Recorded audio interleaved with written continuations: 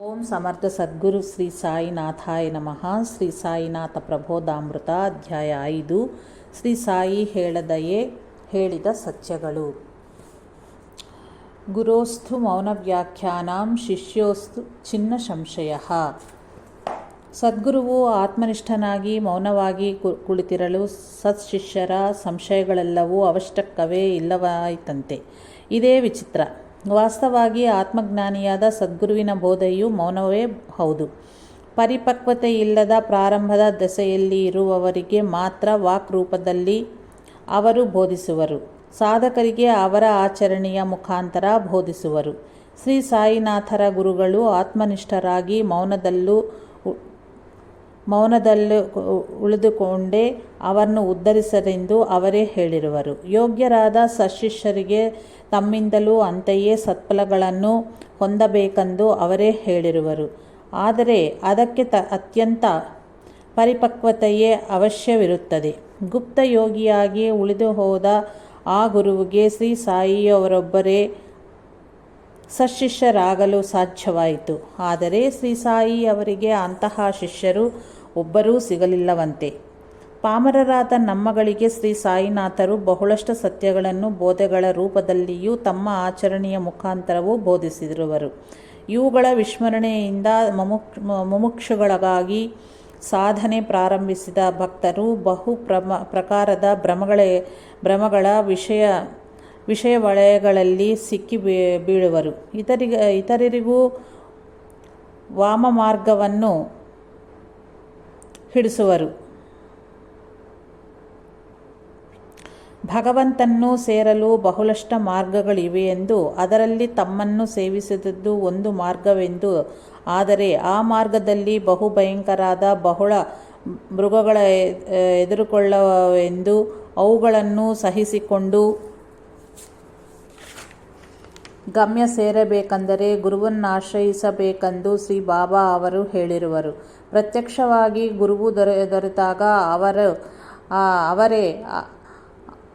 ಆಜ್ಞೆ ಅನುಸರಿಸುವುದು ಮತ್ತು ಪ್ರತ್ಯಕ್ಷವಾಗಿಲ್ಲದಾಗ ಗುರುವಿನ ಬೋಧೆಗಳನ್ನು ಆಚರಣೆಗಳನ್ನು ಅನುಸರಿಸಬೇಕೆಂಬುದೇ ಇದರ ಭಾವ. ಈಗ ಶ್ರೀ ಸಾಯಿನಾಥರು ಭೌತಿಕವಾಗಿ ನಮ್ಮಗಳಿಗೆ ಪರೋಕ್ಷವಾಗಿರುವ ಕಾರಣ ನಮಗಿದೆ ತರುಣೋಪಾಯ. ನಮ್ಮಗಳಿಗೆ ಶ್ರೀ ಸಾಯಿನಾಥರು ಮೌನವಾಗಿ ಏನನ್ನು ತಿಳಿಸಿಕೊಟ್ಟಿರುವರು. 1. ಶ್ರೀ ಸಾಯಿನಾಥರು ಒಮ್ಮೆ ಗುರುವನ್ನು ಆಶ್ರಯಿಸಿದ ಅನಂತರ ಪರಮಾರ್ಥಕ್ಕೆ ಭಿನ್ನವಾದ ಯಾವುದನ್ನು ಕೋರದೆ ನಿಶ್ಚಲವಾದ ಗುರುಧ್ಯಾನ ಮತ್ತು ಸೇವೆಗೆ ಅಂಕಿತರಾದರು. ಆ ಗುರುವಿನಿಂದ ಚಿಲ್ಲರೆ ನಿದರ್ಶನಗಳನ್ನಾಗಲಿ ಮಹಿಮೆಗಳನ್ನಾಗಲಿ ಬಯಸಲಿಲ್ಲ. ಬಾವಿಯಲ್ಲಿ ಅವರನ್ನು ತಲೆಕೆಳಗು ಮಾಡಿ ಬಹಳ ಹೊತ್ತು ನೇತಾಡುವಂತೆ ಮಾಡಿದಂತಹ ಕಷ್ಟಕರವಾದ ಶಿಕ್ಷಣೆಗೂ ಅವರು ಚಲಿಸಲಿಲ್ಲ. ಆದರೆ ಯಾವ ನಿದರ್ಶನಗಳು ಇಲ್ಲದೆಯೇ ಅವರು ತಮ್ಮ ಗುರುಗಳನ್ನು ಹೇಗೆ ಸಂಪೂರ್ಣವಾಗಿ ಸಂಭಾಲದರು. ಅಡವಿ ವಾಸಿಯಂತೆ ದರ್ಶನವಿತ್ತ ನಿರಾಡಂಬರತೆ. ದರ್ಶನ ಮಾತ್ರದಿಂದಲೇ ಚಿತ್ತಶಾಂತಿಯನ್ನು ಪ್ರಸಾದಿಸತಕ್ಕ ಅವರ ಜ್ಞಾನಸಿರಿ ಮನುಜರೆಲ್ಲರ ಮೇಲೆಯೂ ಅವರಿಗಿದ್ದ ನಿರ್ಹೇತುಕವಾದ ಪ್ರೇಮ, ಶ್ರದ್ಧೆ, ಸಹನೆಗಳೆಂಬ ಪ್ರೇಮದ ಕಾಣಿಕೆಗೆ ಅನ್ಯವಾದ ಯಾವ ಕಾಣಿಕೆಯನ್ನು ಅಪೇಕ್ಷಿಸದೆ ನಿರಪೇಕ್ಷ ಬುದ್ಧಿ ಮತ್ತು ಅಧಿಕಾರಪೂರ್ವಕವಾದ ಅಭಯ ನೀಡುವ ಸಾಮರ್ಥ್ಯ, ಇವುಗಳಿಂದಲೇ ನಿಜವಾದ ಗುರುವನ್ನು ಶ್ರೀ ಸಾಯಿನಾಥರು ಗುರುತಿಸಿದರು. ಇಂತಹ ಪರಮ ಕಲ್ಯಾಣ ಗುಣಗಳನ್ನೇ ಶ್ರೀ ಸಾಯಿನಾಥರಲ್ಲಿಯೂ ನಾವು ಗುರುತಿಸಬೇಕು. ಭಗವದ್ಗೀತೆ ಆದಿಶಂಕರಾಚಾರ್ಯರಿಂದಾಗಿ ಭಗವಾನ್ ಶ್ರೀ ರಮಣ ಮಹರ್ಷಿಗಳವರೆಗೂ ಈ ಗುಣಗಳನ್ನೇ ನಿಜವಾದ ಆತ್ಮಜ್ಞಾನಿಗೆ ಸಂಕೇತಗಳಾಗಿ ಹೇಳಿರುವುದು ಗಮನಾರ್ಹವಾದುದಾಗಿದೆ. ನಾವು ಶ್ರೀ ಸಾಯಿನಾಥರನ್ನು ಈ ವಿಧದಲ್ಲಿ ಆಶ್ರಯಿಸಲಾದಾಗಲೇ ಗಮ್ಯ ಮಾರ್ಗದಲ್ಲಿ ಇರುವೆಂದು ತಿಳಿಯಬೇಕು. 2. ಶ್ರೀ ಸಾಯಿಯವರೊಮ್ಮೆ ಒಂದು ತೋಟದ ಮಾರ್ಗವಾಗಿ ಹೋಗುತ್ತಿರಲು ಆ ತೋಟದ ಮಾಲೀಕನು ಅವರನ್ನು ತಡೆದು ಆ ತೋಟಕ್ಕೊಂದು ಭದ್ರ ಮತ್ತು ಸುಂದರವಾದ ಮಾರ್ಗವನ್ನೇರ್ಪಡಿಸುವವರೆಗೂ ಮುಂದೆ ಸಾಗಲು ಬಿಡಲಿಲ್ಲವೆಂದು ಶ್ರೀ ಸಾಯಿನಾಥರು ಭಾವಗರ್ಭಿತವಾದ ಕಥೆಯೊಂದರಲ್ಲಿ ಹೇಳಿರುವರು. ಭಗವಂತನೇ ಆ ತೋಟದ ಒಡೆಯೇ, ಜಗತ್ತಿಗೆ ಸದ್ಗುರುವಾಗಿ ಭಕ್ತರನ್ನು ಸನ್ಮಾರ್ಗದಲ್ಲಿ ನಡೆಯಿಸೆಂದು ಆದೇಶಿಸುವುದೇ ಆ ತೋಟಕ್ಕೆ ಭದ್ರ ಮತ್ತು ಸುಂದರವಾದ ಮಾರ್ಗವನ್ನು ಏರ್ಪಡಿಸದೆಂದು ಹೇಳಿದುರ ಅರ್ಥವಾಗಿದೆ. ಸಾಧಕನು ಸಿದ್ಧನಾದಾಗಲೂ ಸಹ ಪ್ರತ್ಯೇಕವಾದ ಭಗವದಾದೇಶವಿಲ್ಲದೆ ಪ್ರಪಂಚದಲ್ಲಿ ಪ್ರಕಟಗೊಳ್ಳಬಾರದೆಂದು ಇದರ ಅರ್ಥ.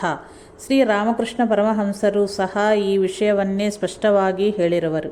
ಹೀಗೆ ಶ್ರೀ ಸಾಯಿನಾಥರು ಸೂಚಿಸಿದ ಮಾರ್ಗವನ್ನು ಅನುಸರಿಸಿದಲ್ಲಿ ಕೀರ್ತಿ, ಧನ, ವ್ಯಾಮೋಹಗಳೊಂದಿಗೆ ಭಕ್ತರು ತಮ್ಮ ಅಲ್ಪಸ್ವಲ್ಪ ಸಾಧನೆಯಿಂದ ಸಂಪಾದಿಸಿಕೊಂಡ ಆಧ್ಯಾತ್ಮಿಕ ಶಕ್ತಿಯೊಂದಿಗೆ ಪ್ರಶ್ನೆಗಳನ್ನು ಹೇಳುವುದು, ರೋಗಗಳನ್ನು ನಿವಾರಿಸುವಂತಹ ವೃತ್ತಿಗಳಿದು,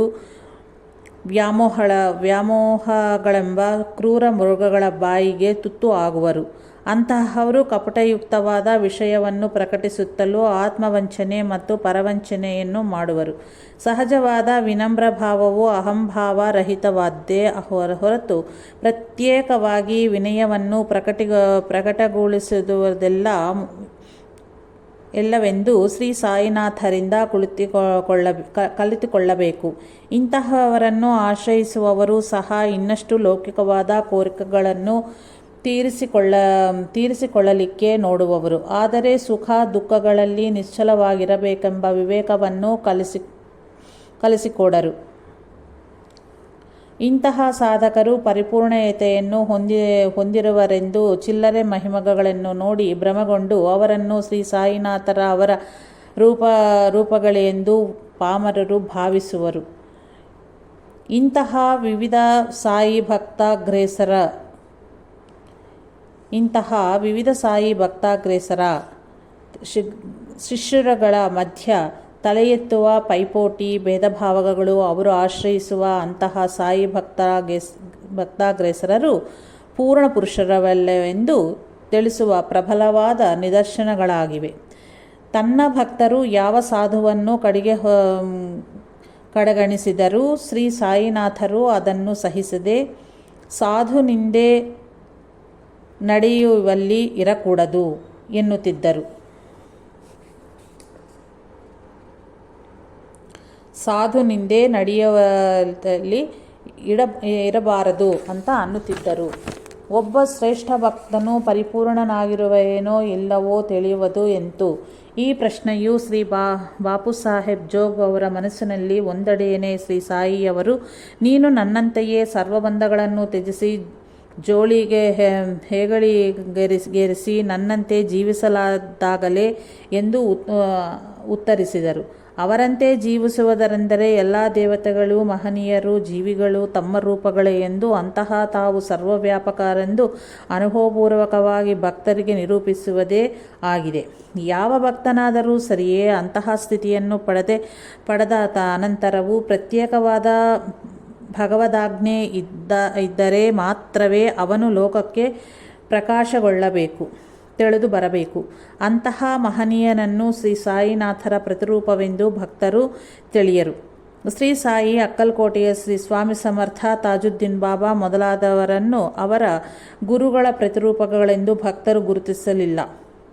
ಹಾಗೆ ಭಗವದಾಜ್ಞೆಯೇ ಇಲ್ಲದೆ ಲೋಕದಲ್ಲಿ ಪ್ರಕಾಶಗೊಳ್ಳಬೇಕೆಂಬ ಪರಿಪಕ್ವತೆ ಇಲ್ಲದ ಸಾಧಕನ ಕೋರಿಕೆಯೇ ಚಿಲ್ಲರೆ ಲೀಲೆಗಳ ಮೂಲಕ ಇಂತಹ ದುಸ್ಥಿತಿಯನ್ನು ಉಂಟು ಮಾಡುತ್ತದೆ ಎಂದು ಅರಿತುಕೊಳ್ಳಬೇಕು. ಒಬ್ಬ ಪರಿಪೂರ್ಣನಾದ ಮಹಾತ್ಮನ ಒಂದು ಮಾತು ಅಸತ್ಯವಾಗಲಾರದು. ಅವರೆಂದಿಗೂ ಭವಿಷ್ಯ ಹೇಳರು, ಅವಶ್ಯವಾದ್ದನ್ನು ನಡೆಸುವರು. 3. ಅಂದರೆ ಇದರ ಅರ್ಥ ಸಾಧಕನು ಜನರ ಹಿತಕ್ಕಾಗಿ ಶ್ರಮಿಸಬಾರದೆಂದಲ್ಲ. ಮೇಲೆ ಹೇಳಿದ ಪೂರ್ಣತೆಯನ್ನು ಪಡೆಯುವುದರೊಳಗಾಗಿ ಗುರುಭಕ್ತನಿಗೆ ಒಂದೇ ಮಾರ್ಗವಿರುತ್ತದೆ.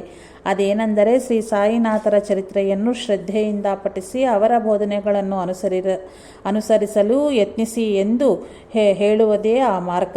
ಆದರೆ ಹೀಗೆ ಯಾರೂ ಮಾಡರು. ಏಕೆಂದರೆ ಒಂದು ಬಾರಿ ಶ್ರೀ ಸಾಯಿನಾಥರ ಚರಿತ್ರೆಯನ್ನು ಸಮಗ್ರವಾಗಿ ಓದಿದ ನಂತರ ಅದರಿಂದ ತಮಗೆ ತಾವೇ ಉತ್ತಮವಾದ ಪ್ರಯೋಜನವನ್ನು ಪಡೆದು ಮತ್ತೆ ಎಲ್ಲಿ ಆ ಭಕ್ತರು ಇವರನ್ನು ಗೌರವಿಸುವುದಿಲ್ಲವೋ ಎಂದು ಬಹಳ ಮಂದಿಗೆ ಅನಿಸುತ್ತದೆ. ಉತ್ತಮ ಗುರುಭಕ್ತನಿಗೆ ತನ್ನ ಗುರುವೇ ಸಕಲ ದೇವತೆಗಳೂ ಆಗಿರುತ್ತಾರೆ. ಕಷ್ಟಗಳಿಂದಲೂ ಕೋರಿಕೆಗಳಿಂದಲೂ ತಮ್ಮನ್ನು ಆಶ್ರಯಿಸಿದವರಿಗೆ ತನ್ನ ಗುರು ಆಶ್ರಯಿಸಿ ಅನುಗ್ರಹವನ್ನು ಪಡೆಯಿರಿ ಎಂದು ಹೇಳುವರು. ಆದರೆ ಒಂದೊಂದು ಕೋರಿಕೆ ಸಿದ್ಧಿಯಾಗಲು ಒಂದೊಂದು ಮಂತ್ರವನ್ನು ಜಪಿಸೆಂದಾಗಲಿ ಸ್ತೋತ್ರವನ್ನು ಪಠಿಸೆಂದಾಗಲಿ ವ್ರತ ಶಾಂತಿಗಳನ್ನು ನಡೆಸಿರೆಂದಾಗಲಿ ಅಜ್ಞಾನಯುತವಾದ ಸಲಹೆಗಳನ್ನೀಯರು. ದೇವತೆಗಳು ಬೇರೆ ಬೇರೆ ಎಂಬುದು ರಜೋಗುಣ ಪ್ರಧಾನವಾದ ಅಜ್ಞಾನವೇ ಎಂದು ಯಾರು ಯಾವ ದೇವರನ್ನು ಭಜಿಸಿದರೂ ಅವರುಗಳನ್ನು ಅನುಗ್ರಹಿಸುವ ದೈವ ಒಂದೇ ಇರುವುದೆಂದು ಇಂತಹ ಜ್ಞಾನವೇ ಸಾತ್ವಿಕವಾದದ್ದೆಂದು ಭಗವದ್ಗೀತೆಯು ಸ್ಪಷ್ಟವಾಗಿ ಹೇಳುತ್ತದೆ. ಎಲ್ಲ ದೇವತೆಗಳ ರೂಪದಲ್ಲಿಯೂ ಅನುಗ್ರಹಿಸುವ ಪರಬ್ರಹ್ಮ ತತ್ವವೇ ತನ್ನ ಗುರುವೆಂದು ತಿಳಿದು ಗುರುಭಕ್ತನು ಮತ್ತೆ ದೇವತೆಗಳ ಪ್ರಸಕ್ತಿಗೆ ಜಾರಿದನೆಂದರೆ ಅವನ ಗುರುಭಕ್ತಿಯು ಇನ್ನೂ ಸುಸ್ಥಿರವಾಗಲಿಲ್ಲವೆಂದೇ ಅರ್ಥ. ತನ್ನ ಗುರುವನ್ನು ಪ್ರಾರ್ಥಿಸಿಯೂ ಕೂಡ ಭಕ್ತರ ಕಷ್ಟಗಳು ತೀರದಿರೆ ಸಹನೆ, ವೈರಾಗ್ಯ ಮತ್ತು ವಿವೇಕಗಳನ್ನು ಬೋಧಿಸಬೇಕು. ಅವರದನ್ನು ಪಾಲಿಸಬಹುದು ಅಥವಾ ಬಿಡಬಹುದು. ಪಾಲಿಸಿದಲ್ಲಿ ಅವರು ಉತ್ತಮ ಸಾಧಕರಾಗುವರು. ಇಲ್ಲದಿದ್ದಲ್ಲಿ ಪಾಮರರಾಗಿಯೇ ಉಳಿದು ಹೋಗುವರು. ಅಂತಹವರನ್ನು ಅನುಗ್ರಹಿಸುವುದು ಬಿಡುವುದು ಎಂಬುದು ಸದ್ಗುರುವಿನ ನಿರ್ಣಯಕ್ಕೆ ಬಿಟ್ಟ ವಿಷಯ. ಇಲ್ಲದಿದ್ದಲ್ಲಿ ಅಂತಹ ಭಕ್ತರ ಶ್ರೇಯಸ್ಸಿಗಾಗಿ ತಾನು ಪ್ರಾರ್ಥಿಸಬಹುದು. ಸನಾತನ ಧರ್ಮದ ಪ್ರಕಾರವೂ ಈ ಸತ್ಯವೇ ಪ್ರಕಾಶಗೊಳ್ಳುತ್ತದೆ. ನಿಷ್ಕಾಮ ಕರ್ಮವು ಕಾಮಾದಿ ಮಳಗಳಿಂದ ಚಿತ್ತವನ್ನು ಶುದ್ಧಿಗೊಳಿಸಲಕ್ಕಾಗಿಯೂ ಉಪಾಸನೆಯು ಚಿತ್ತಚಾಂಚಲ್ಯ ರೂಪವಾದ ವಿಕ್ಷೇಪ ದೋಷ ನಿವೃತ್ತಿಗಾಗಿಯೂ ಮತ್ತು ಸದ್ಗುರು ಸೇವೆಯು ಅಜ್ಞಾನ ರೂಪಕವಾದ ಆವರಣ ದೋಷ ನಿವೃತ್ತಿಗಾಗಿಯೂ ವಿಧಿಸಲ್ಪಟ್ಟಿವೆ. ಇಷ್ಟದೇವತೆಯ ಉಪಾಸನೆಯಿಂದಲೇ ಕಷ್ಟಗಳನ್ನು ತೊಲಗಿಸಿಕೊಂಡು ಕೋರಿಕೆಗಳನ್ನು ನೆರವೇರಿಸಿಕೊಳ್ಳುವುದು ಸಾಧ್ಯವೇ. ಆದರೆ ಇನ್ನು ಕರ್ಮ ಸಿದ್ಧಾಂತವೇಕೆ? ಇಷ್ಟ ದೇವತೋಪಾಸನೆಯಿಂದಲೇ ಪೂರ್ವ ಕರ್ಮ ಫಲಗಳೆಂದುದುವ ಕಷ್ಟಗಳನ್ನು ನಿವಾರಿಸಿಕೊಳ್ಳುವಂಥದ್ದಲ್ಲಿ ಮನುಜನು ಇನ್ನು ಸತ್ಕರ್ಮಗಳನ್ನು ಆಶ್ರಯಿಸುವುದಾದರೂ ಏತಕ್ಕೆ? ಆದ್ದರಿಂದ ಇಂತಹ ಭಾವನೆಗಳು ವ್ಯಕ್ತಿಯ ಅವಗಾಹನಾ ಶಕ್ತಿಯನ್ನು ಕುಂಠಿತಗೊಳಿಸಿ ಆಸೆಗಳಿಗೆ ಗುರಿ ಮಾಡಿ ಗುರುಭಕ್ತಿಯನ್ನು ವಿಕಲಗೊಳಿಸುವವು.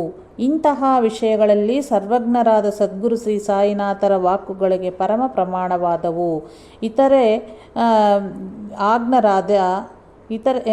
ಆಜ್ಞರಾದ ಭಕ್ತರ ಮಾತುಗಳಲ್ಲವು. ಹಾಗೆಯೇ ಶ್ರೀ ಸಾಯಿನಾಥರು ಭಕ್ತರುಗಳಿಗೆ ಭವಿಷ್ಯವನ್ನೆಂದಿಗೂ ಹೇಳಲಿಲ್ಲ. ಹೇಗೂ ನಡೆಯಲೇಬೇಕಾದ ಭವಿಷ್ಯತ್ತನ್ನು ಪೂರ್ವದಲ್ಲಿಯೇ ನುಡಿಯುವವರು. ಕೀರ್ತಿ ಕಾಮನೆಯಿಂದಲ್ಲದೆ ಮತ್ಯಾವುದಕ್ಕೆ ಹೇಳುವರು?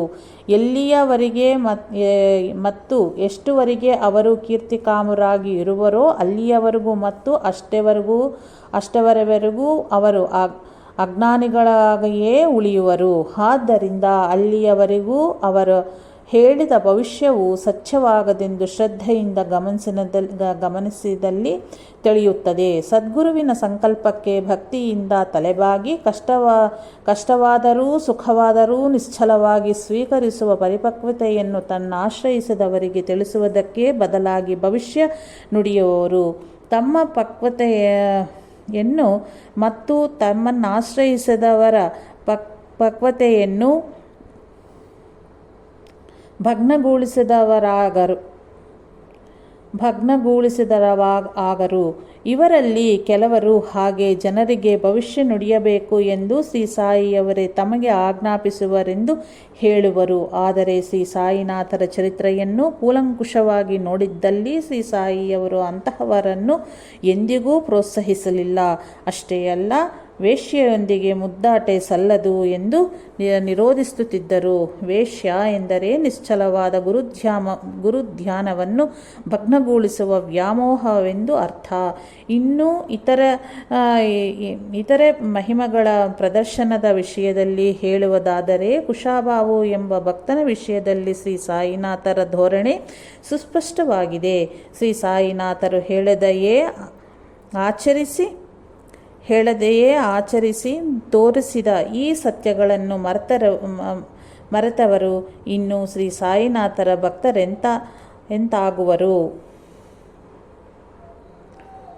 ಶ್ರೀ ಸಾಯಿಯವರು ಮೊದಲು ಪ್ರಕಟಗೊಂಡಾಗ ಶಿರಡಿ ಗ್ರಾಮದ ಸರಿಹದ್ದಲ್ಲಿರುವ ಬೇವಿನ ಮರದ ಮೂಲದಲ್ಲಿ ವಾಸ ಮಾಡುತ್ತಿದ್ದರು. ಈ ಚರ್ಯೆಯು ಶ್ರೇಷ್ಠವಾದ ಸಂಕೇತವನ್ನು ಗೂಡಿದೆ. ಈ ಸಂಕೇತವನ್ನು ಅರ್ಥೈಸಿಕೊಂಡ ಶಿಷ್ಯ ಶ್ರೇಷ್ಠರಾದ ಶ್ರೀ ಉಪಾಸನಿ ಬಾಬಾ ಸದಾ ನಿಂಬ ವೃಕ್ಷಸ್ಯ ಮೂಲಾಧಿವಾಸತ್ ಎಂಬ ಸದಾ ಕಲ್ಪವೃಕ್ಷದ ತಸ್ಯಾಧಿ ಮೂಲೆ ಎಂಬ ಶ್ಲೋಕಗಳಲ್ಲಿ ಈ ರಹಸ್ಯವನ್ನು ದಾಖಲಿಸಿರುವರು.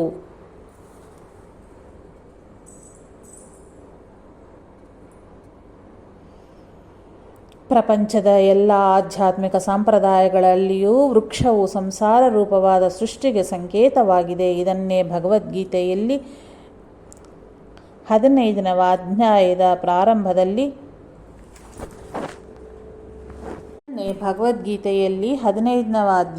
ಪ್ರಾರಂಭದಲ್ಲಿ ಊರ್ಧ್ವಮೂಲ ಮಥ ಶಾಖಂ ಅಂತ ಎಂಬ ಅಶ್ವತ್ಥ ವೃಕ್ಷದಂತ ಶ್ರೀಕೃಷ್ಣನು ಹೇಳಿರುವನು. ಬೌದ್ಧ ಸಂಪ್ರದಾಯದಲ್ಲಿ ಹೀನಯಾನದ ಶಿಲ್ಪಖಂಡಗಳಲ್ಲಿ ಬುದ್ಧನಿಗೆ ಸಂಕೇತವಾಗಿ ವೃಕ್ಷ, ಸಿಂಹಾಸನ ಮತ್ತು ಪಾದುಕೆಗಳ ಕಾಣಸಿಗುತ್ತವೆ. ಅದೇ ಬೋಧಿ ವೃಕ್ಷವು. ಇದನ್ನೇ ಬೈಬಲ್ನಲ್ಲಿ ಜ್ಞಾನ ವೃಕ್ಷ ಎಂದು ಹೇಳಿರುವರು.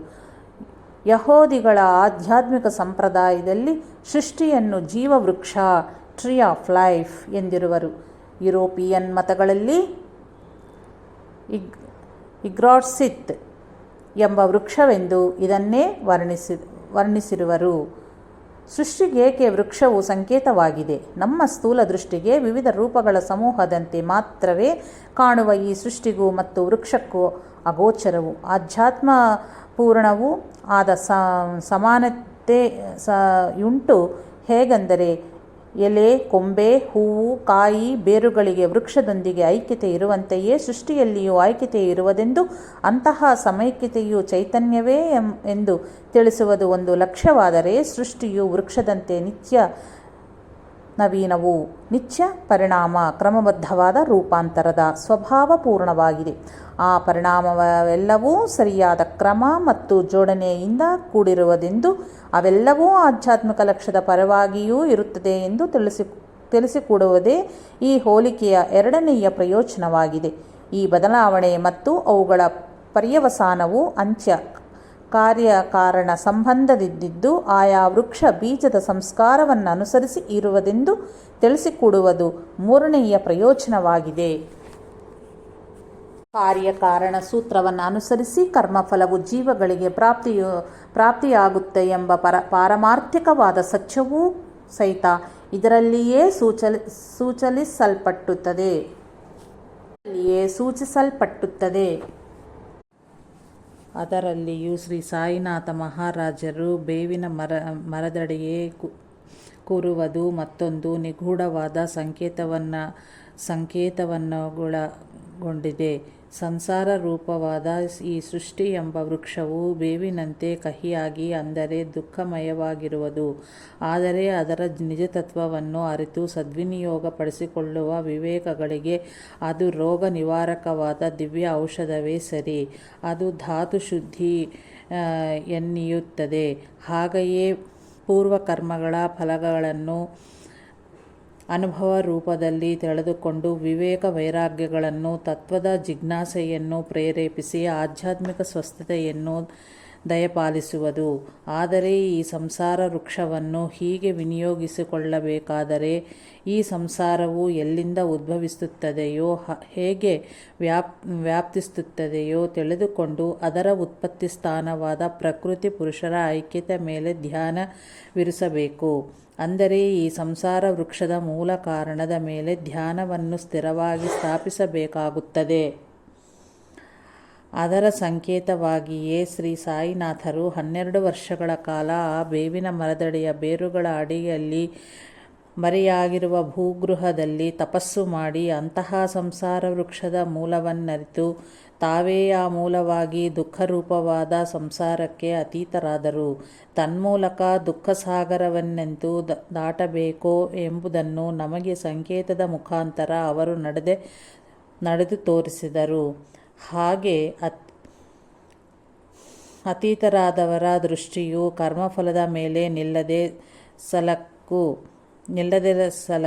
ಮೂಲವಾದ ದೈವದ ಮೇಲೆಯೇ.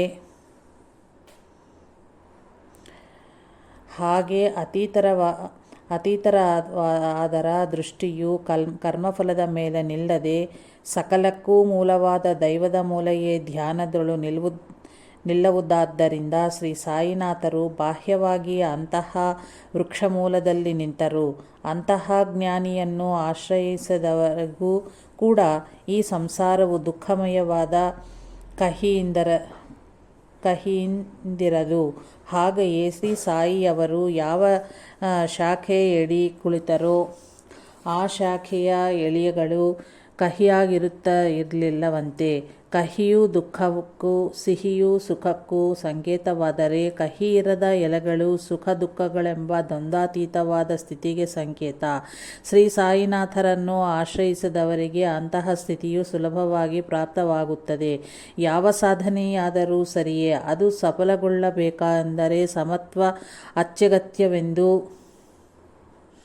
ಸಮತ್ವವೇ ಅತ್ಯಗತ್ಯ ಎಂದು ಭಗವದ್ಗೀತೆಯು ಹೇಳುತ್ತದೆ. ಸದ್ಗುರುವಿನ ಸೇವೆಯು ಸಾಧಕನಿಗೆ ಅತ್ಯಗತ್ಯವಾದ್ದರೆಂಬುದು ಜಗದ್ವಿಖ್ಯಾತವಾದ ಸತ್ಯವೇ ಹೌದು. ಅಕ್ಕಲ್ಕೋಟೆಯ ಶ್ರೀ ಸ್ವಾಮಿ ಸಮರ್ಥರು ಸಹ ಬೇವಿನ ಮರದಡಿ ಕೂರುವುದು ಮತ್ತು ಅದರ ಕೊಂಬೆಯ ಎಲೆಗಳು ಸಹ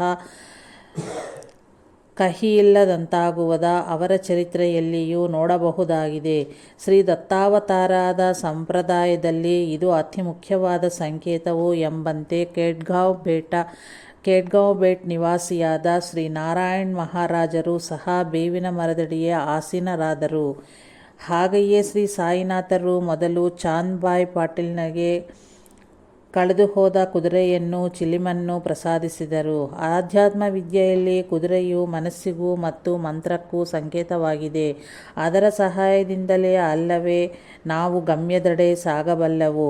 ಅಂದರೆ ಅದು ಸಾಧನೆಗೆ ಸಂಕೇತ. ಆದ್ದರಿಂದ ಕುದುರೆ ಕಳೆದು ಹೋಗುವುದೆಂದರೆ ಸಾಧನೆಯಲ್ಲಿ ಮನಸ್ಸು ಅಧೀನ ತಪ್ಪದಂತೆ ಅರ್ಥ. ಅಂತಹವರು ಬಳಲಿ ಬೆಂಡಾದ ದಾರಿಹೋಕರೇ ಹೌದು. ಚಾಂದ್ಬಾಯಿ ಪಾಟೀಲ್ನಂತೆ ಅವರ ಪೂರ್ವ ಪುಣ್ಯವಶಾತ್ ಶ್ರೀ ಸಾಯಿನಾಥರು ತಮ್ಮ ಗುರುವನ್ನು ಮತ್ತು ಚಾಂದ್ಬಾಯಿ ಪಾಟೀಲ್ ಶ್ರೀ ಸಾಯಿನಾಥರನ್ನು ಭೇಟಿಯಾದಂತೆಯೇ ಅವರು ಸಾಧಕರು ಗುರುವನ್ನು ಸೇರುವರು. ಆಗ ಶ್ರೀ ಗುರುವು ಮನಸ್ಸನ್ನು ಮತ್ತೆ ಅವರ ವಶ ಮಾಡಿಕೊಟ್ಟ ಸಾಧನೆಯೆಡೆಗೆ ಉನ್ಮುಖರಾಗಿಸುವರು. ಅಷ್ಟೇ ಅಲ್ಲ, ಅದನಂತರವೂ ಗುರುವು ಅವರೊಡನೆಯೇ ಇರುವರು. ಶ್ರೀ ಸಾಯಿನಾಥರು ಚಾಂದ್ಬಾಯ್ ಪಾಟೀಲ್ನೊಂದಿಗೆ ಕೂಡಿ ಅವನೇ ಮನೆಗೆ ತೆರಳಿದಂತೆ ಆ ಪಾಟೀಲ್ನು ಮುಸಲ್ಮಾನನಾದ್ದರಿಂದ ಶ್ರೀ ಸಾಯಿನಾಥರು ಮತ ಸಂಪ್ರದಾಯಗಳಿಗೆ ಅತೀತರೆಂದು ಅರ್ಥವಾಗುವುದು. ಅಕ್ಕಲ್ಕೋಟ್ ಶ್ರೀ ಸ್ವಾಮಿ ಸಮರ್ಥರ ಚರಿತ್ರೆಯಲ್ಲಿಯೂ ಸಹ ಮೊದಲು ಅವರ ಮಹಿಮೆಯನ್ನು ಗುರುತಿಸಿದ್ದು ಮುಸಲ್ಮಾನನೇ. ಹಾಗೆಯೇ ಶ್ರೀ ನಾರಾಯಣ್ ಮಹಾರಾಜ್ ಕೇಡ್ಗಾಂವ್ ಬೇಟ್ ಅವರ ಮಹಿಮೆಯನ್ನು ಗುರುತಿಸಿದ್ದು ಒಬ್ಬ ಆಂಗ್ಲೇಯನೇ. ಆದ್ದರಿಂದ ಈ ಎಲ್ಲ ವಿವರಗಳ ಮುಖಾಂತರ ತಿಳಿಯುವುದೇನೆಂದರೆ, ಮುಂಬರುವ ಯುಗದಲ್ಲಿ ಇಡೀ ಮನುಜ ಕುಲಕ್ಕೆ ದತ್ತಾತ್ರೇಯ ಸಂಪ್ರದಾಯವು ಏಕೈಕ ಆಶ್ರಯ ಮಾರ್ಗವಾಗಿದೆ. ಮೇಲೆ ತಿಳಿಸಿದಂತೆ ಕುದುರೆಯು ತಪ್ಪಿಸಿಕೊಂಡು ಹೋಗುವುದು ಮತ್ತೆ ಅದು ಸಿಗುವುದೆಂಬುದು ಆಧ್ಯಾತ್ಮ ಸಂಕೇತವೇ ಹೊರತು ನಮ್ಮ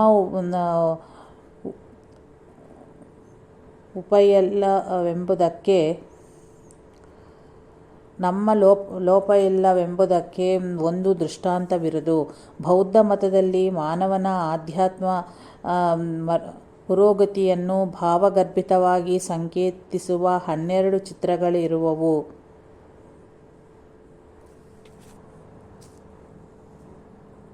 ದ 12 ಆಕ್ಸ್ ಹರ್ಡಿಂಗ್ ಪಿಕ್ಚರ್ಸ್. ಅವುಗಳಲ್ಲಿ ಒಬ್ಬನು ಎತ್ತಿನ ಮೇಲೆ ಕುಳಿತು ಪಶುಗಳನ್ನು ಕಾಯುತ್ತಿರುತ್ತಾನೆ. ಸ್ವಲ್ಪ ಹೊತ್ತಿಗೆ ಆ ಎತ್ತು ತನ್ನ ಅಧೀನದಿಂದ ತಪ್ಪಿಸಿಕೊಂಡು ಅವನನ್ನು ಕಡಿವಿ ಕಣ್ಣಿಗೆ ಕಾಣದಂತಾಗುವುದು. ಆಗ ಅವನು ಅದಕ್ಕಾಗಿ ಹುಡುಕಿ ಬೇಸತ್ತು ಕಡೆಗೆ ಅದರ ಹೆಜ್ಜೆಯ ಗುರುತುಗಳನ್ನು ಹಿಡಿದು ಹಿಂಬಾಲಿಸಲು ಮತ್ತೆ ಅದು ಲಭಿಸುತ್ತದೆ. ಮತ್ತೆ ಅದರ ಮೇಲೆ ಏರಿ ಅವನು ಹಿಂದಿರುಗುತ್ತಿದ್ದು ಕಡೆಯ ಚಿತ್ರದಲ್ಲಿ ಎತ್ತು ಮತ್ತು ಆ ಪಶುಪಾಲಕರಿಬ್ಬರೂ ಕಣ್ಮರೆಗಾಗಿ ಒಂದು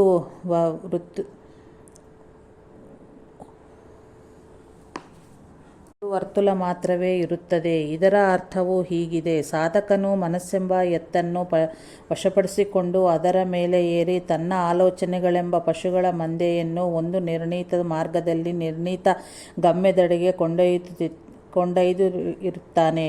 ಆದರೆ ಆ ಎತ್ತು ಸಂಪೂರ್ಣವಾಗಿ ಹತೋಟಿಗೆ ಸಿಗದೆ ಮಧ್ಯದಲ್ಲಿಯೇ ತಪ್ಪಿಸಿಕೊಂಡು ಅವನನ್ನು ಕೆಳಗೆ ಬೀಳಿಸಿ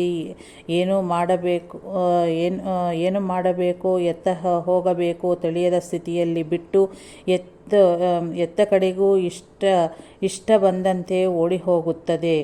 ಆಗ ಅವನು ಮನಸ್ಸೆಂಬ ವಾಹನ ಯಾವುದು, ಎಲ್ಲಿರುವುದು ಎಂದು ತನ್ನಲ್ಲಿ ತಾನೇ ಆತ್ಮಪರಿಶೀಲನೆ ಮಾಡುವನು. ಆಗ ಅದು ದೊರಕಿ ತನ್ನ ಹತೋಟಿಗೆ ಬರುತ್ತದೆ. ಅದರ ಸಹಾಯದಿಂದ ಗಮ್ಯ ಸೇರಿದ ಅನಂತರ ನಾಮರೂಪಗಳಿಗಿಂತ ಅತೀತವಾದ ಪೂರ್ಣಸ್ಥಿತಿಯಲ್ಲಿ ಗಮ್ಯ ತಾನು ವಾಹಕಗಳೆಲ್ಲವೂ ಒಂದೇ ಆದ ಆತ್ಮಸ್ಥಿತಿಯಲ್ಲಿ ಸಮಾಪ್ತಿಗೊಳ್ಳುವುದು. ಅಂತಹ ಪೂರ್ವಗುರುಗಳ ಸಾಧನಾ ಪದ್ಧತಿಗಳಿಗೆ ಆ ಪಶುಪಾಲಕನಿಗೆ ಉಪಕರಿಸಿದ ಹೆಜ್ಜೆ ಗುರುತುಗಳಾಗಿವೆ. ಶ್ರೀ ಸಾಯಿನಾಥರು ಕೂಡ ಶ್ರೀ ಸಾಯಿ ಶರಣಾನಂದ ಎಂಬ ಭಕ್ತನಿಗೆ ಸ್ವಪ್ನದರ್ಶನವಿತ್ತು, ಕುದುರೆ ಎಂದು ಜಪಿಸದೆಂದು ಉಪದೇಶಿಸಿದ್ದರಲ್ಲಿಯ ಗೂಢಾರ್ಥವೂ ಇದೇ ಆಗಿದೆ. ಅವರು ಹೇಳಿದ ಬೋಧಾತ್ಮಕವಾದ ಕಥೆಗಳೊಂದರಲ್ಲಿ ಒಂದು ಕುದುರೆಯು ಏನು ಮಾಡಿದರೂ ತನ್ನ ಯಜಮಾನ ಹೇಳಿದಂತೆ ಕೇಳದಿರಲು ಕಡೆಗೆ ಶ್ರೀ ಸಾಯಿನಾಥರ ಸಲಹೆಯಂತೆ ಅದನ್ನು ಎಲ್ಲಿಂದ ತಂದರೋ ಅಲ್ಲಿಗೆ ತೆಗೆದುಕೊಂಡು ಹೋಗಲು ಅದು ಶಾಂತವಾಗಿ ಆ ಯಜಮಾನನ ಹತೋಟಿಗೆ ಬರುವುದು. ಅಂದರೆ ಮನಸ್ಸು ಅದರ ಜನ್ಮಸ್ಥಾನದ ಮೇಲೆ ಕೇಂದ್ರೀಕರಿಸಿದ್ದೇ ಆದಲ್ಲಿ ಅದು ಶಾಂತಗೊಳ್ಳುವುದೆಂಬುದು ಅನುಭವ ಸಿದ್ಧವಾಗಿದೆ. ಭಗವಾನ್ ರಮಣ ಮಹರ್ಷಿಗಳಂತಹ ಸಿದ್ಧಪುರುಷರ ಉಪದೇಶವೂ ಇದೇ ಆಗಿದೆ. ಶ್ರೀ ಸಾಯಿನಾಥರು ಆ ವೃಕ್ಷಮೂಲವನ್ನಗಲಿ ಮಣ್ಣಿನಿಂದ ಕಟ್ಟಿದ ಮಸೀದಿಯನ್ನು ಸೇರಿ ಅದರಲ್ಲಿ ನಿರಂತರಾಗ್ನಿ ಮತ್ತು ಅದರ ಮುಂಭಾಗದಲ್ಲಿ ತುಳಸಿಯನ್ನು ಪ್ರತಿಷ್ಠಾಪಿಸುವುದು ಮತ್ತು ಆ ಮಸೀದಿಗೆ ದ್ವಾರಕಾಮಾಯಿ ಎಂದು ಹೆಸರಿಡುವುದು ಕೂಡ ಬೋಧಾತ್ಮಕವಾದ ಸಂಕೇತಗಳೇ ಹೌದು. ಅವರು ಜನಗಳಿಗೆ ನಿಲುಕದ ಅತೀತವಾದ ಸ್ಥಿತಿಯನ್ನಗಲಿ ಅವರಿಗಾಗಿಯೇ ದೇಹ ಧರಿಸಿದ ಪರತತ್ವವು ಗುರುವಾಗಿ ಲಭಿಸುವುದರ ಸಂಕೇತವೇ ಆಗಿದೆ. ಅಂತಹ ನವದ್ವಾರಗಳಲ್ಲೂ ದೇಹವೇ ದ್ವಾರಕಾಮಾಯಿ. ಅದುವೇ ಮಣ್ಣಿಂದ ಕಟ್ಟಿದ ಕಟ್ಟಡ. ಅದು ಎಲ್ಲರಿಗೂ ಪೂಜನೀಯವಾದ್ದರಿಂದ ಅದು ಪೂಜಾಗೃಹವಾದ ಮಸೀದಿ. ಈ ಇತರ ಮಾನವ ದೇಹಗಳಿಗೂ ಶ್ರೀ ಸಾಯಿ ಎಂಬುವ ದೇಹಕ್ಕೂ ಉಳ್ಳ ವ್ಯತ್ಯಾಸವೇ ಧ್ವನಿ. ಆ ದೇಹದಲ್ಲಿ ನಿರಂತರವೂ ಪ್ರಜ್ವಲಗೊಳ್ಳುವ ಯೋಗಾಗ್ನಿಯೇ ಧ್ವನಿ. ಆ ಅಗ್ನಿಯು ಸಂಕುಚಿತ ಮತ್ತು ಮತಭೇದಗಳಿಗೆ ಅತೀತವಾದದ್ದೆಂದು ತಿಳಿಸಲಿಕ್ಕಾಗಿಯೇ ಅದು ಮುಸಲ್ಮಾನರ ಮಸೀದಿಯೇ ಆದರೂ ಅದರ ಮುಂದೆ ತುಳಸಿ ವೃಂದಾವನ ಮತ್ತು ಆ ಮಸೀದಿಗೆ ದ್ವಾರಕಾಮಾಯಿ ಎಂಬ ಹೆಸರನ್ನು ಇಡಲಾಯಿತು.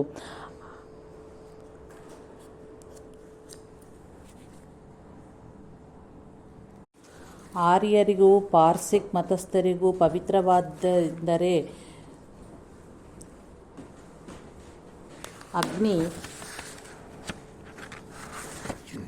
ಆ ಧ್ವನಿಯಲ್ಲಿಯ ಅಗ್ನಿಯು ಸರ್ವವನ್ನು ದಹಿಸಿ ಸಕಲಾರ್ಥ ಸಾಧಕವಾದ ವಿಭೂತಿಯಾಗಿ ಮಾರ್ಪಡಿಸುತ್ತದೆ.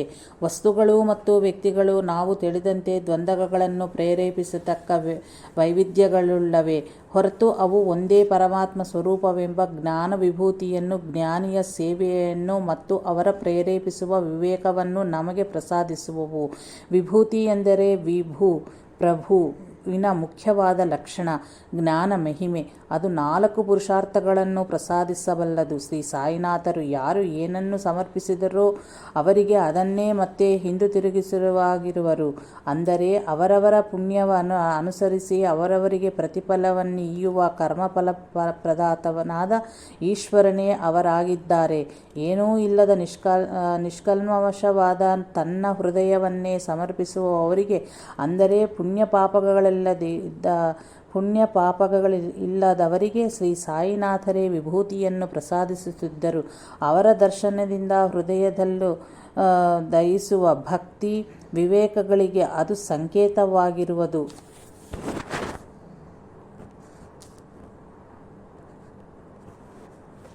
ಶ್ರೀ ಸಾಯಿನಾಥರು ಮಸೀದಿಯಲ್ಲಿ ದೀಪಗಳನ್ನು ಏಕೆ ಬೆಳಗಿಸುತ್ತಿದ್ದರು? ಏಕೆಂದರೆ ನವದ್ವಾರಗಳಿಂದ ಕೂಡಿದ ದೀಪಕಲ್ಪಿತವಾದ ಅಜ್ಞಾನದ ಅಂಧಕಾರವನ್ನು ಹೊರದೂಡಿಸುವ ಸಲುವಾಗಿಯೇ ಅದಕ್ಕೆ ಜ್ಞಾನಜ್ಯೋತಿಯ ಅವಶ್ಯವಿರುವುದು. ಮತ್ತದಕ್ಕೆ ಭಕ್ತಿಯ ಸಂಸ್ಕಾರವಿರಬೇಕಾಗುತ್ತದೆ.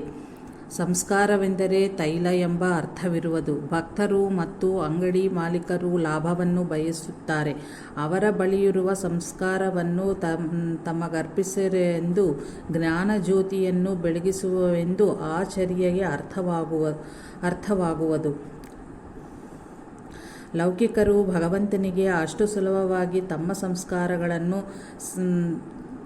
ಸರ್ವಸಮರ್ಪಣೆ ಮಾಡರು. ಅಂಗಡಿ ಮಾಲೀಕರು ಶ್ರೀ ಸಾಯಿಯವರಿಗೆ ತೈಲವೀಯಲು ನಿರಾಕರಿಸುವುದೇ ಇದರ ಸಂಕೇತವಾಗಿದೆ.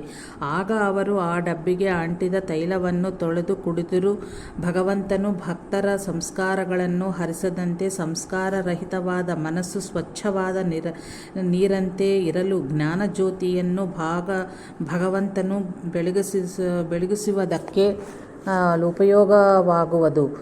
ಇಂತಹ ಭಾವಗರ್ಭಿತವಾದ ಲೀಲೆಗಳ ಮುಖಾಂತರ ಭಕ್ತರು ಸಂಸ್ಕಾರಗಳನ್ನು, ತೈಲವನ್ನು ತಮಗೆ ಸಮರ್ಪಿಸುವಂತೆ ಶ್ರೀ ಸಾಯಿ ಮಾಡಿದರು. ಈ ಸಂಕೇತ ಪೂರ್ಣವಾದ ಲೀಲೆಗೆ ತಕ್ಕಂತೆ ಶ್ರೀ ಸಾಯಿಬಾಬಾ ಅವರು ಮಸೀದಿಗೆ ಸೇರುತ್ತಿದ್ದಂತೆಯೇ ಜನರು ಅವರ ಬಳಿ ಬಹುಸಂಖ್ಯೆಯಲ್ಲಿ ಬರತೊಡಗಿದರು.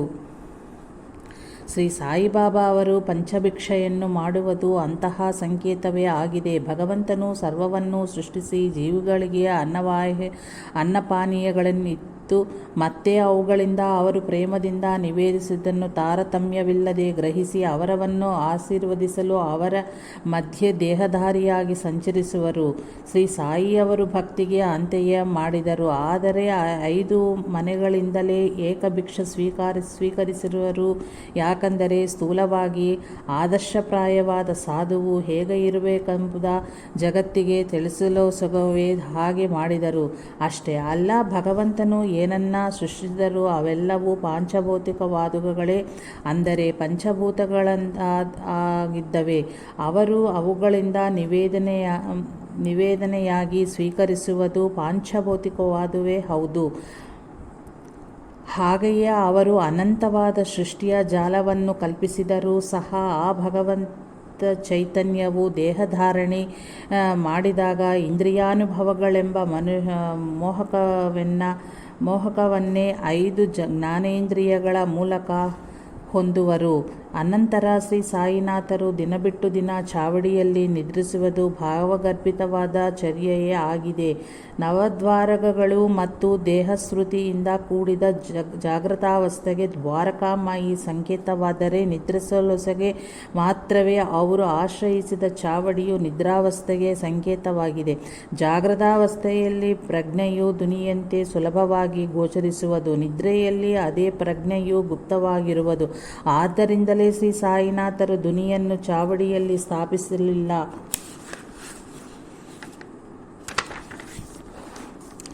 ಇನ್ನು ಲೆಂಡಿ ತೋಟವು ಧ್ವನಿಯಿಲ್ಲದಿದ್ದರೂ ಅಖಂಡ ದೀಪವೊಂದು ನಂದಾದೀಪ ಸಣ್ಣದಾಗಿ ಬೆಳಗುತ್ತಲೂ ಅಬ್ದುಲ್ ಎಂಬ ಸೂಕ್ಷ್ಮವು ಸಾತ್ವಿಕವೂ ಮತ್ತು ಅಹಂಕಾರದಿಂದ ಕೂಡಿರುವ ಸ್ವಪ್ನಾವಸ್ಥೆಗೆ ಚಿಹ್ನ ಆಗಿದೆ. ಯಾಕಂದರೆ ಅದರೊಳಗೆ ಶ್ರೀ ಸಾಯಿ ಒಬ್ಬರೇ ಪ್ರವೇಶಿಸುತ್ತಿದ್ದರಲ್ಲವೇ. ಹೀಗೆ ಇಂತಹ ಭೇದಗಳು ಚಿಹ್ನಗಳು ಇಲ್ಲದೆ ನಿತ್ಯಶಾಂತಿ ರೂಪವಾದ ತುರಿಯವೇ ಆ ಸಮಾಧಿ ಮಂದಿರ. ಇದನ್ನು ಇನ್ನೊಂದು ವಿಧವಾಗಿ ಚಿಂತನೆ ನಡೆಸಲು ವೃಕ್ಷದಡಿಯಲ್ಲಿಯೂ ಭೂಗರ್ಭ, ವೃಕ್ಷಮೂಲ, ದ್ವಾರಕಾಮಾಯಿ, ಚಾವಡಿ, ಲೆಂಡಿ, ಸಮಾಧಿ ಮಂದಿರ ಇವು ಷಟ್ಚಕ್ರಗಳಿಗೆ ಸಂಕೇತವಾಗಿವೆ. ಶ್ರೀ ಸಾಯಿನಾಥರು ಸ್ಥಾಪಿಸಿದ ಅಖಂಡ ದೀಪಗಳು ಎಲ್ಲ ಅವಸ್ಥೆಗಳಲ್ಲಿಯೂ ಅಚಲವಾದ ತುರೀಯಾತೀತ ಸ್ಥಿತಿಗೆ ಸಂಕೇತವು. ಶ್ರೀ ಸಾಯಿಬಾಬಾ ಅವರು ತಮ್ಮ ಬಗ್ಗೆ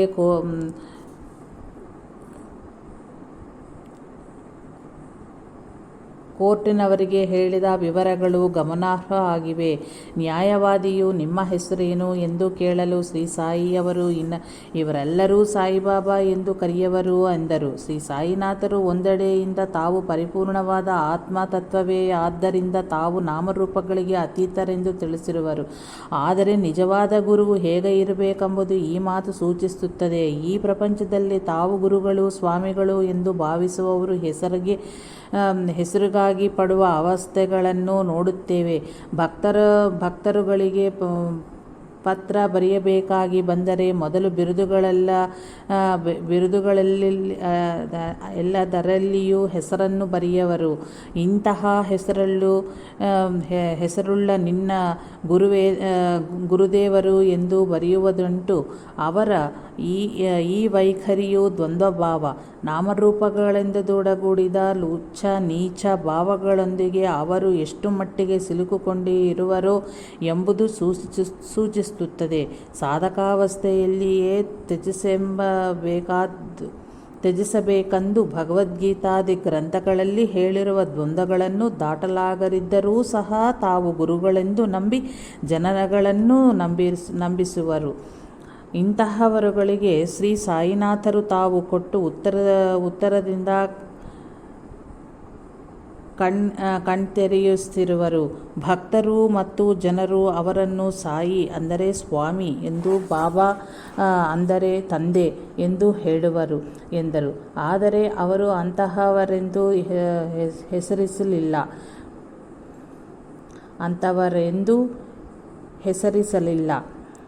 ಆ ಪೂಜ್ಯ ಭಾವವು ಭಕ್ತರ ಸಂಸ್ಕಾರದಿಂದ ಬಂದದ್ದೇ ಹೊರತು ತಾವು ತತ್ವಃ ಅಂತಹ ಪೂಜ್ಯನೆಂದು ಭಾವಿಸುತ್ತಿಲ್ಲವೆಂಬುದು ಅವರ ಭಾವನಾಗಿದೆ. ನಿಮ್ಮ ತಂದೆಯ ಹೆಸರೇನು ಎಂದು ನ್ಯಾಯವಾದಿ ಪ್ರಶ್ನಿಸಲು ಅದೂ ಸಾಯಿಬಾಬಾನೇ ಅಂದರು ಶ್ರೀ ಸಾಯಿಬಾಬಾ. ತಾತ್ವಿಕವಾಗಿ ತಾವು ಸ್ವಯಂಭೂವಾದ ಭಗವತ್ತತ್ವವೆಂದು ಅರ್ಥ. ಉತ್ತಮ ಸಾಧಕನ ಸ್ಥಾಯಿಯಿಂದ ನೋಡಿದಲ್ಲಿ ಸಚ್ಚಿಷ್ಯನಿಗೆ ತನ್ನ ಗುರುವೇ ತಂದೆ. ಶ್ರೀ ಸಾಯಿಬಾಬಾರ ಗುರುವು ಕೂಡ ಅವರಿಗೆ ಸಾಯಿಬಾಬಾರವರಿಗೆ ನಿಜವಾಗಿಯೂ ಒಬ್ಬ ಗುರುವೆಂಬುವರದಲ್ಲಿ ಅವರು ಪೂರ್ಣ ಆತ್ಮನಿಷ್ಠರು ಮತ್ತು ನಾಮರೂಪರಹಿತರೂ ಆಗಿರುತ್ತಾರೆ. ಅವರ ಸ್ಥಿತಿಯನ್ನು ಅವರೊಂದಿಗೆ ತಮಗುಳ್ಳ ಸಂಬಂಧವನ್ನು ಚೆನ್ನಾಗಿ ವಿವರಿಸಿ ಹೇಳಬಲ್ಲದ್ದು ಸಾಯಿಬಾಬಾ ಎಂಬ ಹೆಸರೇ ಆಗಿದೆ. ಅಷ್ಟೇ ಅಲ್ಲ, ನಿರಂತರ ಗುರುಧ್ಯಾನದಿಂದ ಗುರುವಿನೊಂದಿಗೆ ತಾದಾತ್ಮ್ಯ ಹೊಂದಿದ ಶ್ರೀ ಸಾಯಿನಾಥರಿಗೆ ಬೇರೊಂದು ಹೆಸರು ಹೇಗೆ ಸರಿಹೊಂದಬಲ್ಲದು? ಶ್ರೀ ಸಾಯಿಯವರು ಎಂದಿಗೂ ತಮ್ಮ ಗುರುವಿನ ಸಂಪೂರ್ಣವಾಗಿ ತಮ್ಮ ಆತ್ಮವನ್ನು ಸಮರ್ಪಿಸಿರುವವಲ್ಲವೇ?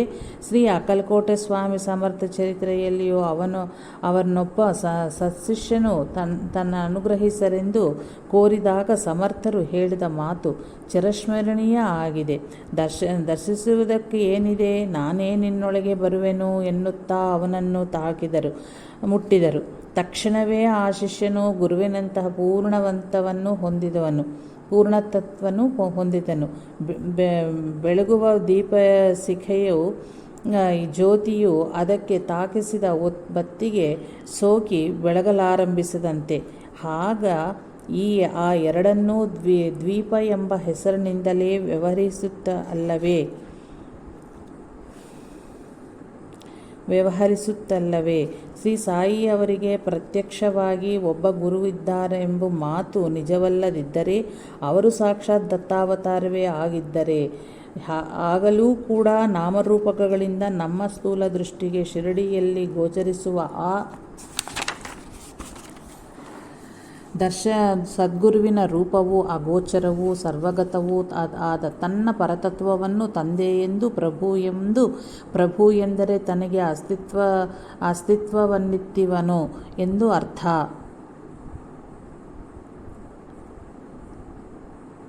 ಸದ್ಗುರು ಎಂದು ವ್ಯವಹರಿಸುವುದು ಅವರ ರೂಢಿಯಾಗಿದೆ. ಇದು ಜಗತ್ತಿಗೆ ಸತ್ಶಿಷ್ಯ ಸಂಪ್ರದಾಯವನ್ನು ಬೋಧಿಸಲಕ್ಕಾಗಿಯೇ ಅವರು ಅಂತೆ ವ್ಯವಹರಿಸಿರುವರು. ತಮ್ಮಲ್ಲಿಯ ಆ ಗುರುತತ್ವವನ್ನೇ ಶ್ರೀ ಸಾಯಿನಾಥರು ಆ ಫಕೀರರ ಎಂದು ವ್ಯವಹರಿಸುತ್ತಿದ್ದರು. ಅದು ಅದಕ್ಕೆ ಸಾರ್ಥಕವಾದ ಹೆಸರೇ ಸರಿ. ಅದಕ್ಕೂ ತಮ್ಮ ಪರಿಮಿತಿಯುಳ್ಳ ಸ್ಥೂಲ ರೂಪದೊಂದಿಗೆಂದಿಗೂ ಉಳ್ಳ ಸಂಬಂಧವನ್ನು ಅಷ್ಟು ಚೆನ್ನಾಗಿ ವರ್ಣಿಸಬಲ್ಲ ಹೆಸರು ಅದೇ ಆಗಿದೆ. ಹೀಗೆ ತಮಗೊಬ್ಬ ಗುರುವಿದ್ದು ಅವರ ಕೃಪೆಯಿಂದಲೇ ತಾವು ಕೃತಾರ್ಥವಾದರೆಂದು ಗುರುಮಹಿಮೆಯನ್ನು ಹರಡುವುದು ಒಬ್ಬ ಉತ್ತಮ ಸಾಧಕನ ಧರ್ಮ. ಇಂತಲ್ಲದೆ ತಾವೇ ಪರಮಾತ್ಮವೆಂದು ಸಾರುವುದು ಸೂಕ್ಷ್ಮವಾದ ಅಜ್ಞಾನ ಮತ್ತು ಅಹಂಕಾರ ಆಗುವುದು. ಇದನ್ನು ನಿರೂಪಿಸುವ ಒಳ್ಳೆಯ ಸನ್ನಿವೇಶವೊಂದು ಹಜರತ್ ತಾಜುದ್ದೀನ್ ಬಾಬಾ ಅವರ ಚರಿತ್ರೆಯಲ್ಲಿ ನೋಡಬಹುದಾಗಿದೆ. ಇಸ್ಲಾಂ ಸಂಪ್ರದಾಯದ ಪ್ರಕಾರ ತಾನೇ ದೈವವೆಂದು ಹೇಳಿಕೊಳ್ಳುವುದು ಮರಣದಂಡನೆ ವಿಧಿಸತಕ್ಕ ಮಹಾಪಾಪವು. ಪೂರ್ವದಲ್ಲಿ ಮುಸ್ಲಿಂ ಮಹಾತ್ಮರಲ್ಲಿ ಒಬ್ಬರಾದ ಮನ್ನೂರ್ ಒಂದು ದಿನ ಧ್ಯಾನದ ಸಮಾಧಿ ಸ್ಥಿತಿಯಲ್ಲಿ ಅನಲ್ ಹಾಕ್ ಎಂದರೆ ನಾನೇ ಪರತತ್ವ ಎಂದರು. ಆ ಕಾರಣದಿಂದ ಅವರು ಶಿರಚ್ಛೇದನ ಮಾಡಿಸಿದರು. ಆ ವಿಷಯದ ಬಗ್ಗೆ ತಾಜುದ್ದೀನ್ ಬಾಬಾರವರನ್ನು ಒಬ್ಬ ಭಕ್ತನು ಕೇಳಿದನು. ಆಗ ಶ್ರೀ ತಾಜುದ್ದೀನ್ ಬಾಬಾ ಅವರು, ಮನ್ಸೂರ್ ಹೇಳಿದ ಮಾತು ನಿಜವೇ, ಆದರೆ ಅವನು ಸಣ್ಣ ಹುಡುಗ, ತನ್ನ ರಹಸ್ಯವನ್ನು ಬಹು ಸುಲಭವಾಗಿ ಹೊರಗಡದ ಬಿಟ್ಟನು. ಈ ತಾಜುದ್ದೀನ್ ಹಾಗೆ ಮಾಡನು. ಪ್ರಳಯ ದಿನವರೆಗೂ ನನ್ನ ಮುಷ್ಟಿಯು ಬಿಗಿದುಕೊಂಡೇ ಇರುತ್ತದೆ ಎಂದರು.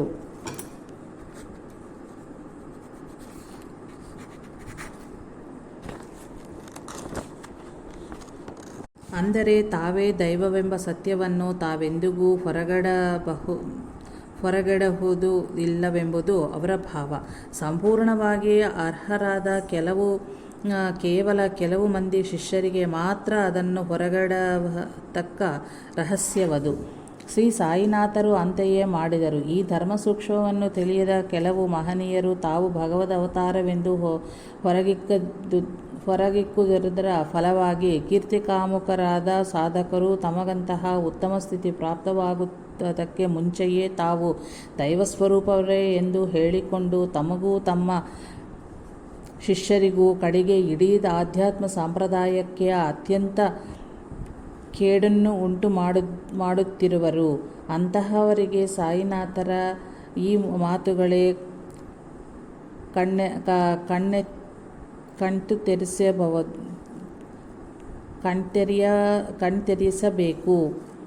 ಕಣ್ತೆರೆಸಬೇಕು. ನ್ಯಾಯವಾದಿಯು ತಮ್ಮ ಗುರುವಿನ ಹೆಸರು ಕೇಳಲು ವೆಂಕೂಸ ಎಂದು ಸಮಾಧಾನವಿತ್ತ ಶ್ರೀ ಸಾಯಿಯವರು ಅನಂತರ ಸಾಯಿ ಶರಣಾನಂದರೊಂದಿಗೆ ತಮ್ಮ ಗುರುವಿನ ಹೆಸರು ರೋಷನ್ ಶಾ ಎಂದು ಹೇಳಿದರು. ತಮ್ಮ ಗುರುವು ಸಹಿತ ಸಂಕುಚಿತವಾದ ಜಾತಿ ಮತ ದೃಷ್ಟಿಗೆ ಅತೀತರೆಂದು ಶ್ರೀ ಸಾಯಿನಾಥರ ಭಾವ. ಹಾಗೆ ಅತೀತವಾದರೆ ನಿಜವಾದ ಗುರುಗಳೆಂದು ಇದರ ಅರ್ಥವಾಗಿದೆ. ನಿಮ್ಮ ಮತವಾದದು ಎಂದು ಕೇಳಿದ ನ್ಯಾಯವಾದಿಗೆ ಬಾಬಾ ಅವರು ಕಬೀರ್ ಎಂದರು. ಮತ ಸಾಮರಸ್ಯಕ್ಕಾಗಿ ಅವತರಿಸಿದ ಗುರುತತ್ವವೇ ತಾವೆಂಬುದು ಶ್ರೀ ಸಾಯಿಯವರ ಭಾವನ. ಅವರ ಭಕ್ತರೆಲ್ಲರೂ ಮಕ್ಕಳೆಲ್ಲರೂ ಅಂತಹ ಸಂಕುಚಿತ ಮತಭೇದಗಳನ್ನು ತ್ಯಜಿಸಬೇಕು ಎಂಬುದು ಈ ವಾಕ್ಯ ಬೋಧಿಸುತ್ತದೆ. ಅವರ ಕುಲದ ಬಗ್ಗೆ ಕೇಳಿದ ನ್ಯಾಯವಾದಿಗೆ ದೈವನೇ ತಮ್ಮ ಕುಲವೆಂದು ಶ್ರೀ ಸಾಯಿನಾಥರು ಹೇಳಿದರು.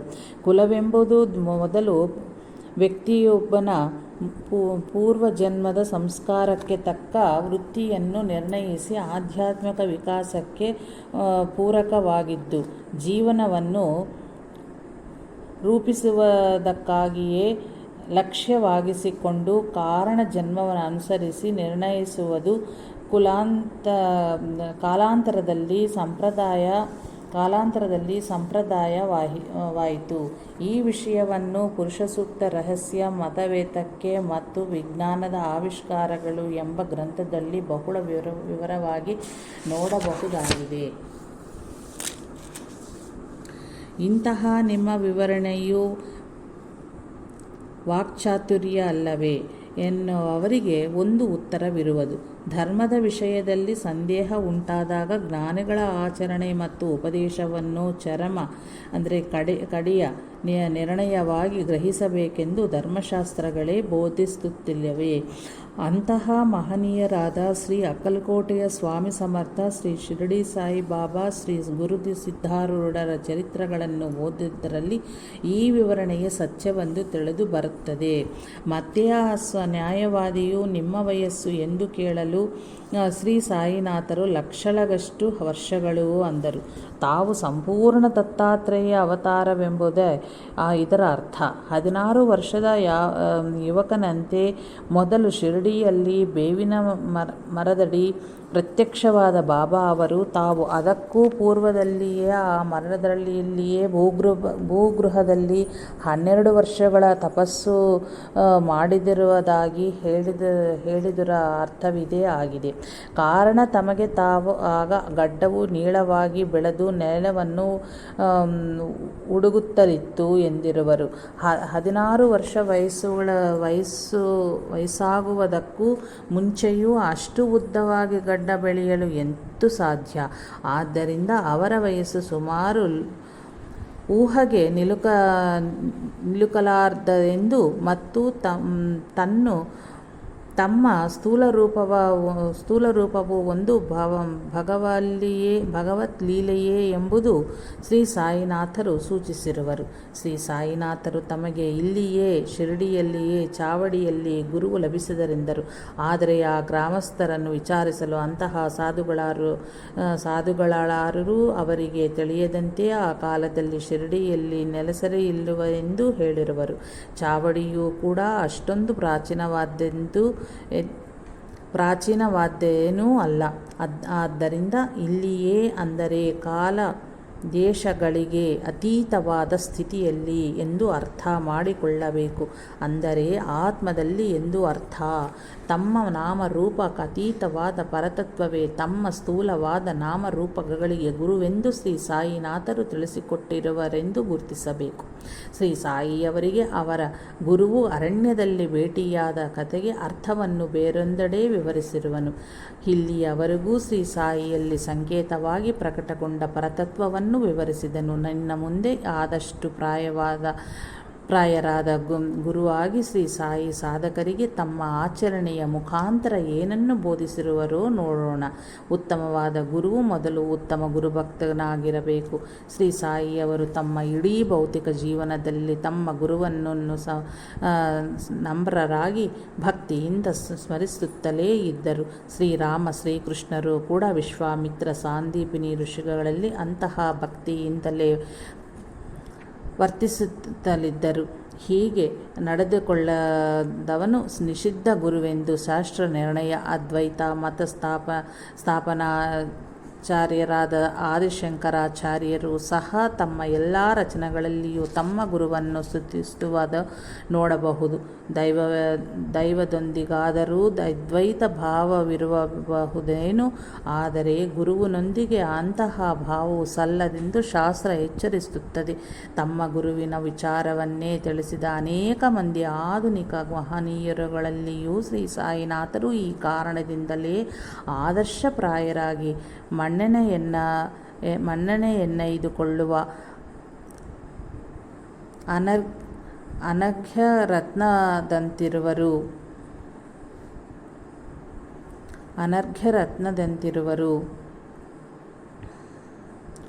ಶ್ರೇಷ್ಠನಾದ ಸದ್ಗುರುವು ಸಿದ್ಧನೇ ಆಗಿದ್ದರೂ ಸಹ ಆದರ್ಶಪ್ರಾಯವಾದ ಸಾಧಕನಂತೆ ಜೀವಿಸುವನು. ಶ್ರೇಷ್ಠನಂತೂ ನಡೆದುಕೊಳ್ಳುವನು.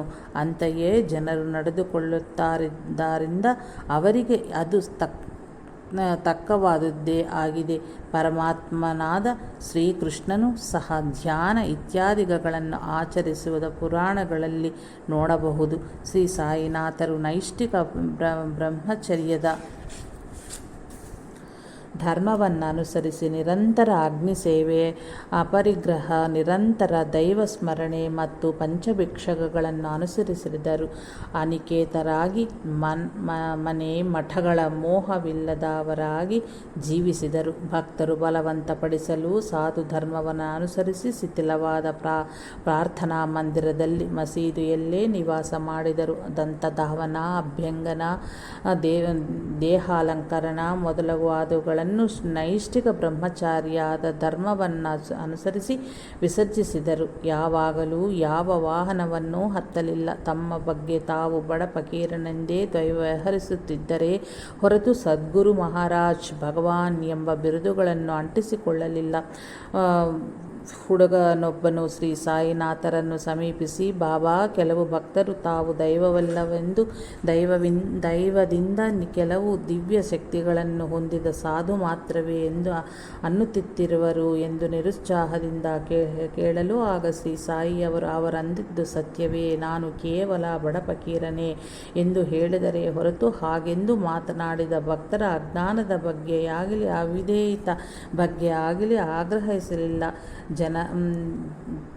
ಜವಾಹರ್ ಅಲಿಯ ಎಂತಹ ಕಪಟ ಗುರುವು ಬಾಬಾ ತನ್ನ ಶಿಷ್ಯನೆಂದು ಸಾರಿಕೊಂಡರೂ ಸಹ ಶ್ರೀ ಸಾಯಿನಾಥರು ವಿನಮ್ರರಾಗಿ ಅದನ್ನು ಆಮೋದಿಸಿ ಅಂತೆಯೇ ವ್ಯವಹರಿಸುತ್ತಿದ್ದು ಗಮನಾರ್ಹ.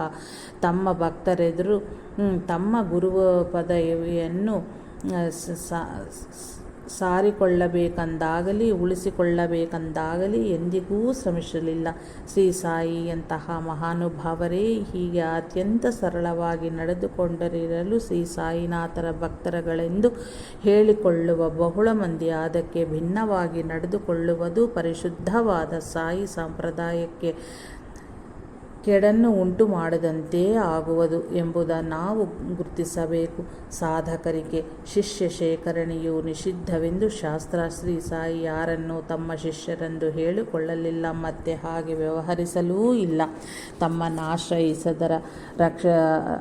ಆಶ್ರಯಿಸಿದವರ ರಕ್ಷಿಸಿದವೂ ಅಲ್ಲಾನೇ ಎನ್ನುತ್ತಿದ್ದರು. ತಾವು ಅಲ್ಲಾನ ಗುಲಾಮ್ ಮಾತ್ರ ಅಂತ ಅನ್ನುತ್ತಿದ್ದರು. ತಮ್ಮ ಗುರುವು ತಾವು ಒಂದೇ ಎಂದು ವ್ಯವಹರಿಸಿ ತಮ್ಮ ಗುರುವಿನ ಅಪರೂಪ ರೂಪದಿಂದ ಭಕ್ತರು ತಮ್ಮನ್ನು ತಿಳಿದುಕೊಳ್ಳಲು ಅವಕಾಶಗೂಡಲಿಲ್ಲ.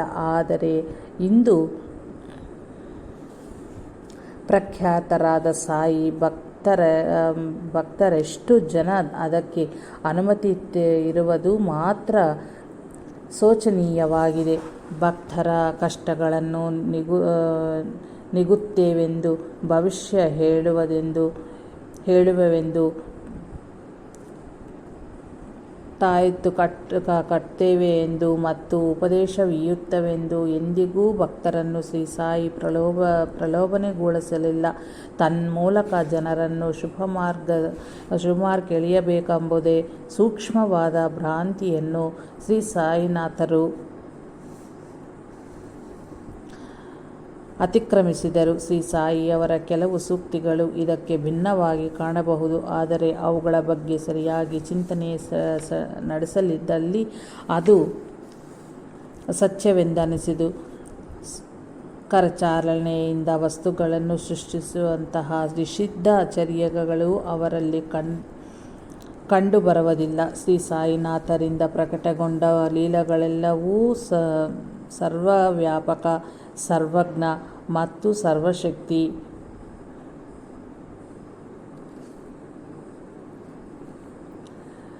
ಒಂದೇ ಆತ್ಮಶಕ್ತಿಯನ್ನು ಸರ್ವ ಜೀವಗಳಲ್ಲಿಯೂ ದರ್ಶಿಸುವಂತಹ ಉತ್ತಮ ಸಂಸ್ಕಾರವನ್ನು ಭಕ್ತರುಗಳಿಗೆ ಪ್ರಸಾದಿಸುವಂತಾಗಿರುವುದು ಗಮನಾರ್ಹ.